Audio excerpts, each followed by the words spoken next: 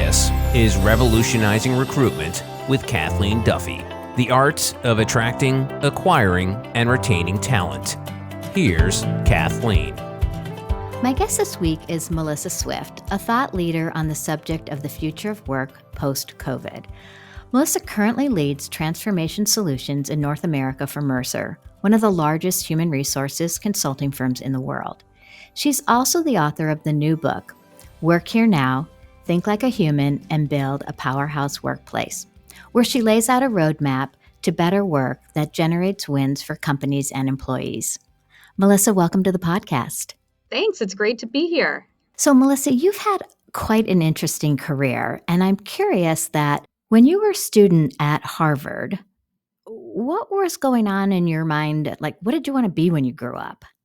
It's a good question. I think I wanted to, maybe sort of use my creativity to change the world. And I was, searching for different ways to do that. And I think after, a couple decades here, I may have figured out a way to at least get closer to that goal. So that, I am curious about your journey. So kind of walk us through that road and how you became recognized as a transformational leader.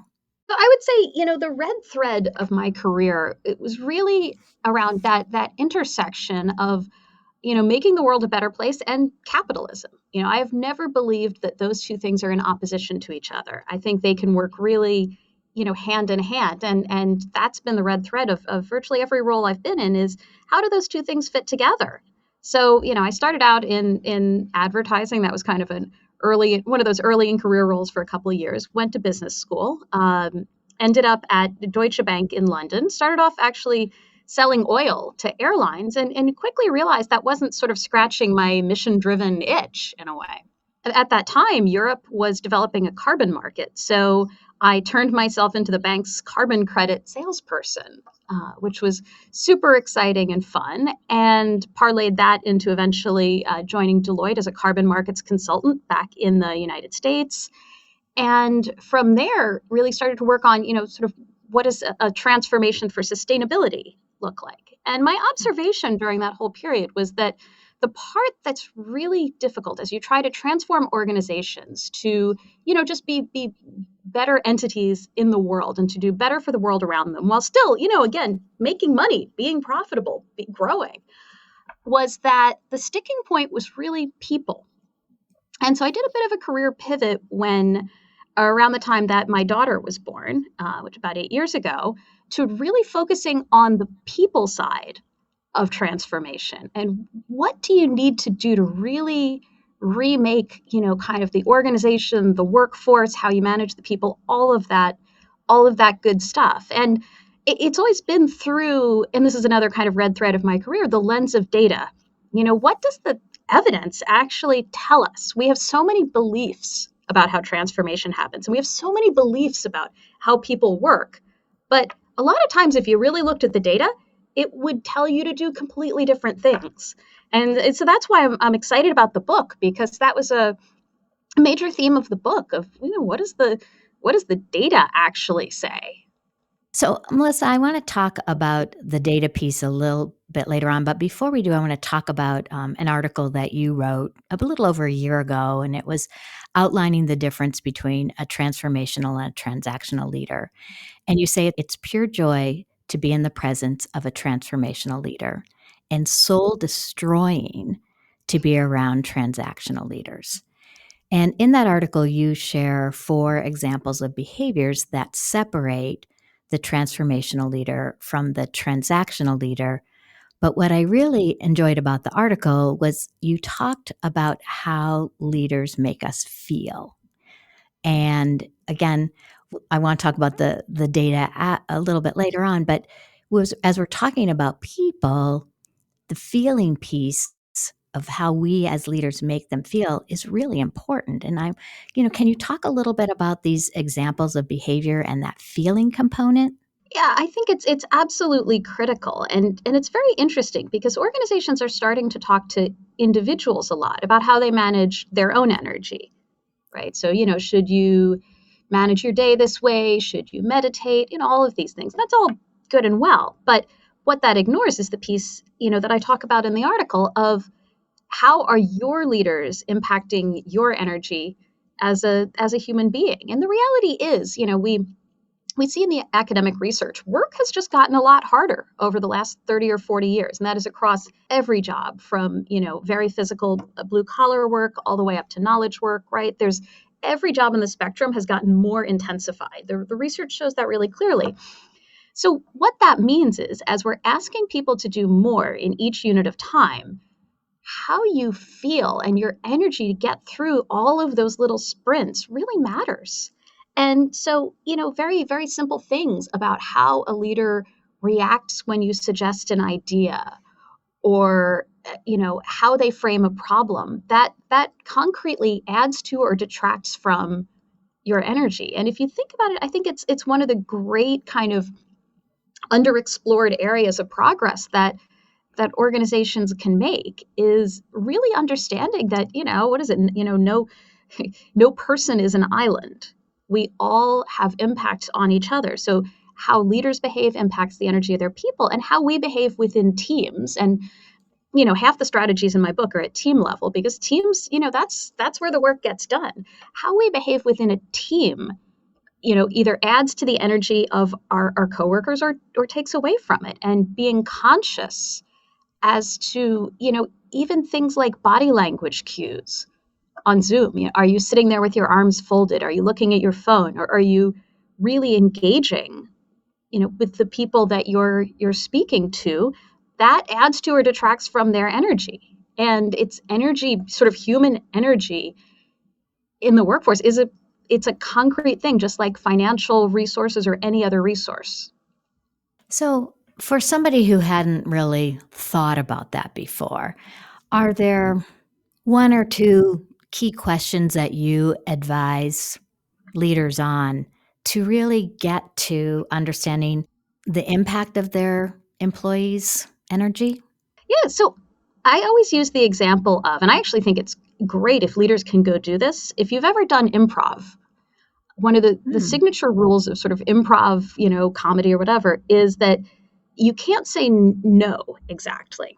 So if somebody's, pretending to hand you a banana, here's a banana. You can't say no, that's not a banana, or I don't want it, or you have to jump off from where they are. And that's what that does in improv comedy, is that keeps the energy of the scene going. Well, it's the same thing for leaders, right? Obviously there are times when you have to say no, you have to set limits, but think about how many no's you are throwing out in a day or in a conversation. Mm-hmm. And being really conscious of that and trying to use that improv principle to really guide, more of a yes and than just kind of putting up, a series of walls. Kind of like the word but. That's a good idea, Right. but. Mm-hmm. Right.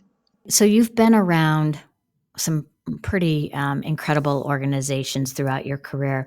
Who are some of your mentors and role models, and how did they influence you as a transformational leader? Yeah. So, one role model would be one of the folks I worked for at Korn Ferry, a woman named Mary Ciani. And she was someone who's very, had an academic background, but was also very experienced in the culture side of M&A.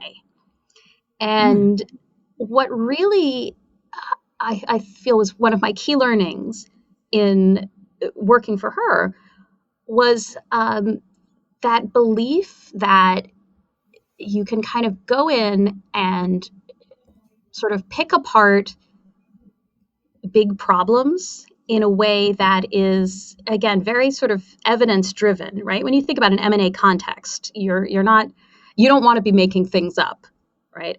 Everything is very data driven, evidence driven. But on a topic like culture, there's not always data as such. So it's that wonderful kind of academic way of studying the world and looking for evidence. So you're still on solid ground in the conclusions that you're making. You're not making it up. But you are being creative about where to find your answers. And I think, her way of looking at the world, kind of marrying up, if you think about it, the incredibly slow, thoughtful world of academia and the incredibly fast-paced world of M&A, what she came to in putting those two worlds together, I really learned a lot from.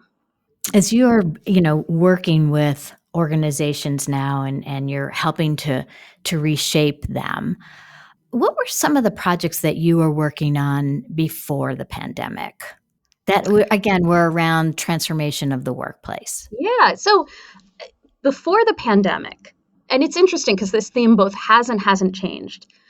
The really kind of the headline was often technological change and digital transformation.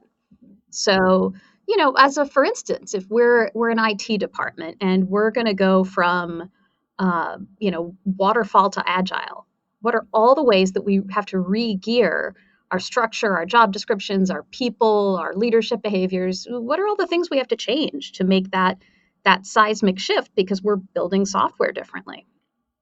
And so what's interesting is, through the pandemic, there's still a huge conversation about the role of technology. It's just gotten a lot more nuanced. The work before the pandemic was really about, kind of how do we get people working in a way that incorporates technology more deeply. And the conversation post-pandemic is about, or post or wherever we're at, let's say, is really about how do we get people and technology working together better. And I think that's a positive evolution of the conversation, to be honest. Yeah, and that's kind of what I was curious about, because did some of these projects become obsolete because on Friday the 13th we all went home? I think they morphed. I think that the ongoing conversation about work is changing, and there's a lot within organizations that we have not yet done to capture the change in work. That's a constant. But what got emphasized, it changed massively. And, things that seemed very, very important pre-pandemic, we need to get this system adopted in X number of months, just didn't have the same resonance. Hmm. Hmm. So as you think about the clients that and the leaders that you work with, in those respective clients, what were they saying to you about these challenges, these issues that they were coming up with in a time that they had never experienced before? And, again, how, what were some of the tools that you were sharing with them to help them get past these issues and be able to move forward in our new world? We had a really interesting moment of leaders at the highest levels realizing they needed to learn how to listen to their employees better, and also that they needed to learn how to communicate with each other better. I mean, when I think about my sort of signature memories of doing some of this transformational work, sort of early to mid pandemic, there were a lot of C suite sessions that honestly felt like family therapy, that these leaders had deeply held beliefs about how their folks got work done that came from a lot of different kinds of data and evidence sources. And, better and worse. Sometimes it would just be, this is how I grew up in my career. Other times it would be, well, I visited this facility and I saw this, or, this was in the engagement survey. There's a wide range of places they were sort of getting their ideas from. But what was interesting in those sessions was that you could get some real back and forth and constructive back and forth among C-suites about just fundamental things about how they thought people worked. And that's why it felt like family therapy, of trying to get to an aligned view between people with really different fundamental beliefs as to what was the right way for the organization to work. I mean, it was a fascinating moment. I have always been a virtual company. So that I founded the company, and we've always worked from home. So that transition from brick and mortar building to home was non-existent for us. We were already operating in that. But I think the biggest thing was around, now we had all of these coworkers that were not actually getting a paycheck from me, that were in school, right? Our children were home, and I think when you talk about like being like a family therapy session, I think that's because, at least what my experience was, there were so many other things that were consuming our employees' minds, that they were still trying to get their job done, but there were so many, everybody was scared about the pandemic. They were worried about, were their children going to be able to continue to learn? And as I talk with clients, I think their biggest aha moment was that they really could trust their employees, that when they say that they were working, they actually were working, and they were not only working, they were actually even more productive. Did you find that sort of a shift too? Yeah, absolutely.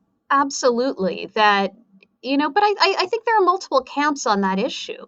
I think there were companies that had the epiphany that, virtual work for certain kinds of work works amazingly well. And to your point, there can be trust that we all on a day-to-day basis we balance so many things. I mean, the pandemic made that really stark. I mean, I Mhm. talk about this in the book of having this crazy moment of leading a series of webinars on how companies should work while, in the background trying to teach my daughter virtual kindergarten Mhm. and, just feeling, completely overwhelmed and flummoxed, myself, even as I was instructing organizations on how to do this all better.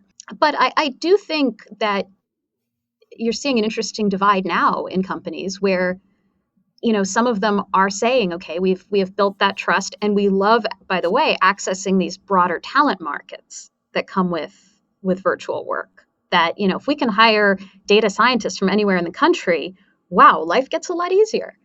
Mhm. But you are seeing other companies go in the other direction, and I think what will be interesting is to learn more from these companies as to what is going on. Is it a trust issue? Does it have to do with, there are all kinds of interesting beliefs about creativity and innovation of, you need to be in the room together. And I'm Mhm. I have mixed feelings on those. I've done a lot of really creative, neat work, both in person and virtually. And I do think there are some DEI issues with in-person work that have to get sorted out of, people not getting shouted down in brainstorms and stuff like that. So Mhm. it'll be interesting to follow the logic of the companies that didn't have that reaction, and just kind of see where it takes them. Mhm. Mhm. Yeah, I agree. As a recruiting firm, it did make our job a lot easier to be able to cast a wider net because people were now saying, I can get a CFO and they can work anywhere in the United States as long as they can hop on a plane and come to Phoenix when I need them. And Yeah. so we're seeing some real transformation from that perspective. But let's talk about your book. First of all, I want to congratulate you. The book is Work Here Now, Think Like a Human, and Build a Powerhouse Workplace, which is now available on Amazon, by the way, correct? Yes, absolutely. Melissa, why was it important to write this book now? It's interesting because for years, I'd been sort of noodling on an idea of a book. And what the book was originally going to be was sort of this funhouse tour through all these weird ways we've tried to improve work. And do they work? And, does any of this make sense? Or are we just kind of being weirdos? And then the pandemic hit. And that really focused me in just a very different direction, and some of it was, again, my own experiences with finding out that certain things that were sort of core to my way of working just stopped making sense during the pandemic, and I was part of the Great Resignation. I changed roles, et cetera, et cetera. And it put a different spin on all the ways we try to fix work. I got really focused on, not the kind of funny dissection of, does open plan drive us all crazy, but the really serious nitty gritty about we wrestle with certain issues all the time. What would you do to actually fix it? And that's where I, kind of started to hone in on what became this book was what are all the areas where work is kind of creaky and breaking down and not working? And then what do you do? I mean, that's the question clients always ask me, could you just give me a few concrete starting points? And so that's where the book's 90 strategies came from. Is any organization going to need all 90? Oh, God, no. But can you find a few things in there that are really good concrete places to start? That's the goal. So let's talk about a few of those places to start. You highlight a few things that we're going to learn from the book, and one of them is rethinking job descriptions to create truly diverse and inclusive workforces. And that is always a hot topic.